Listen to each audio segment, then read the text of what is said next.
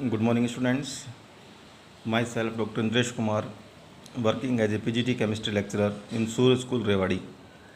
Class 11th Chemistry, Unit number 5, States of Matter.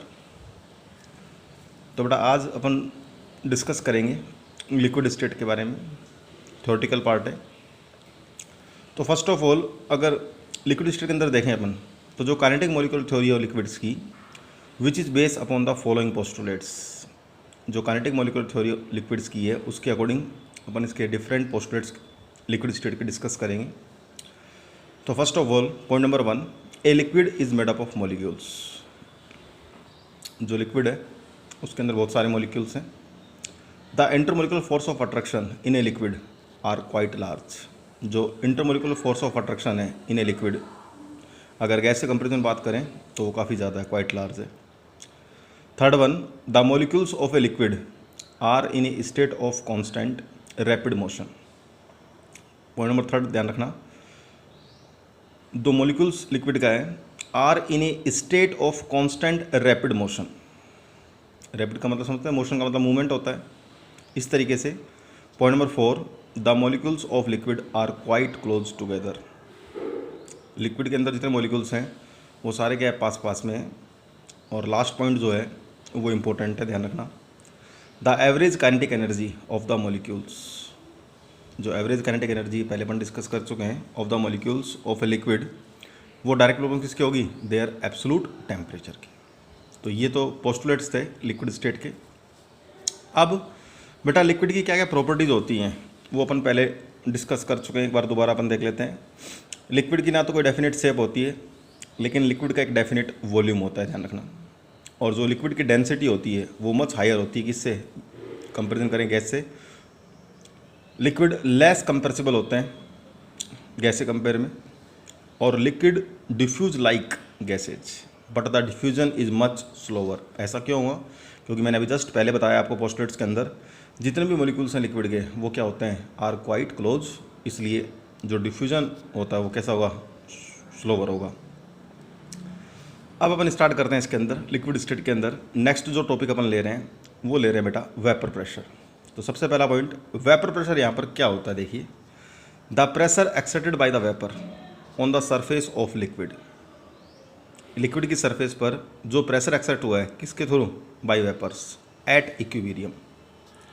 अपन जब water को boil करते हैं तो वेपरेशन होता है, ठीक है, और वहीं पर अगर अपन देखें तो जो इक्विलिब्रियम है, जब रेट ऑफ इवापोरेशन और रेट ऑफ कंडेंसेशन दोनों इक्वल हो जाएं तो वो क्या हो जाता है, एक इक्विलिब्रियम आ जाता है वहाँ पर। तो अब अपन बात करें फैक्टर अफेक्टिंग वेपर प्रेशर की बात करें तो बेटा ध्यान रखना, पॉइंट नंबर 1, टेम्परेचर जो है वो डायरेक्टली प्रोपोर्शनल किसके होता है, वेपर प्रेशर के होता है।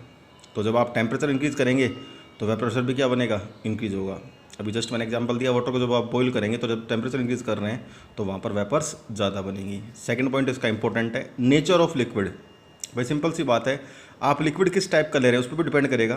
तो आपको ध्यान रखना है जो इंटरमोलिकुलर फोर्स ऑफ अट्रैक्शन होगा वो इन्वर्सली प्रोपोर्शनल होगा किसके, वेपर प्रेशर के। कहने का मतलब क्या है, जिस भी लिक्विड के अंदर इंटरमोलिकुलर फोर्स ऑफ अट्रैक्शन ज़्यादा होगा उसमें वेपर्स कम बनेंगे। जैसे फॉर एग्जांपल मैंने यहाँ पर लिया, acetone has more vapour pressure as compare to water. तो देखिए एसीटोन का जो फॉर्मूला होता है बेटा वो CH3 डबल बॉन्ड O और CH3 होता है एसीटोन का फॉर्मूला। ऐसे वाटर का फॉर्मूला जो होता है वो तो आप जानते ही हैं, H2O होता है। तो आपको ध्यान रखना है जो वाटर होता है उसके अंदर स्ट्रॉन्ग एच बॉन्डिंग होती है, यानी intermolecular force of attraction with respect to acetone water के अंदर ज़्यादा होगा। तो इससे क्या होगा, जो वाटर का वेपर प्रेशर हो जाएगा वो कम हो जाएगा with respect to acetone. Okay बेटा, अब अपन बात करेंगे इसी के अंदर डिफरेंस किस किस के बीच में, इवापोरेशन के बीच में और बॉइलिंग के बीच में। तो देखिए नेक्स्ट वन बेटा, इवापोरेशन और बॉइलिंग की बात करें तो evaporation it is a surface phenomena, ये एक सरफेस फिनोमिना है। लेकिन बॉइलिंग की बात करें it is a bulk phenomena. भाई वेपर्स तो कहाँ बन रही, सरफेस के ऊपर ही बन रही हैं, लेकिन जो बॉइलिंग अपन कर रहे हैं वो कैसा है, एक बल्क फिनोमिना है। Evaporation it take place at all temperature, किसी भी टेम्परेचर पर अपन वाटर को वेपर कर सकते हैं, इवापोरेट कर सकते हैं, लेकिन it take place on heating.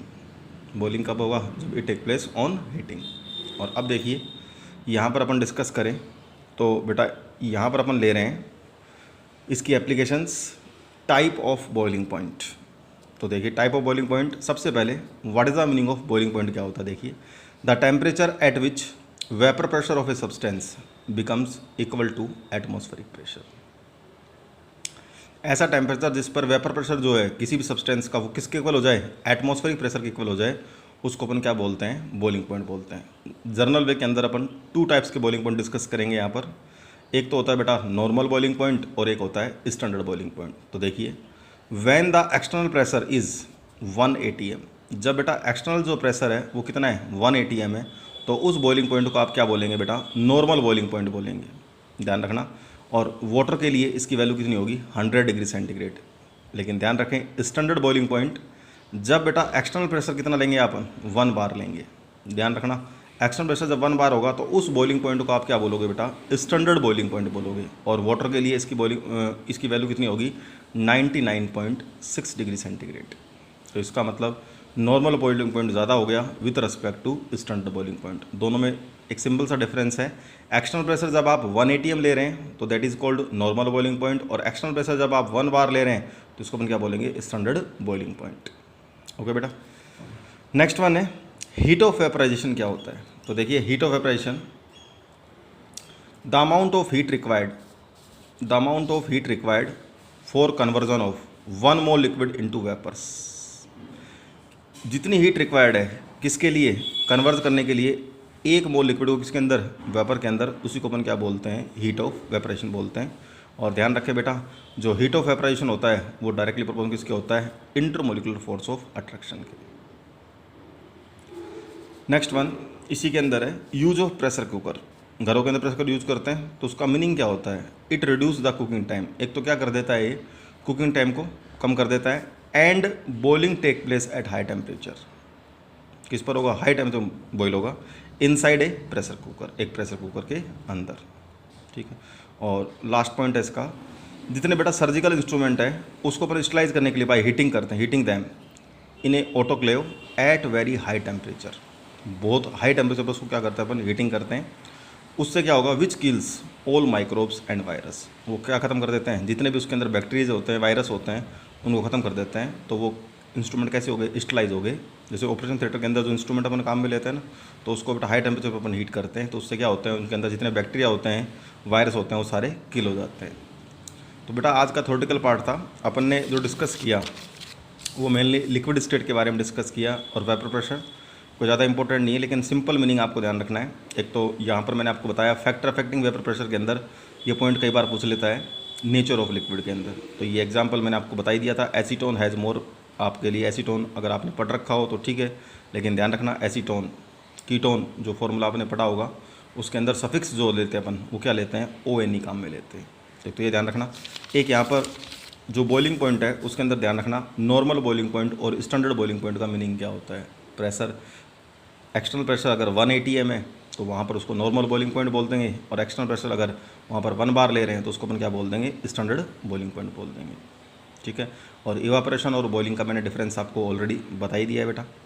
Okay बेटा, थैंक यू बेटा, हैव ए नाइस डे।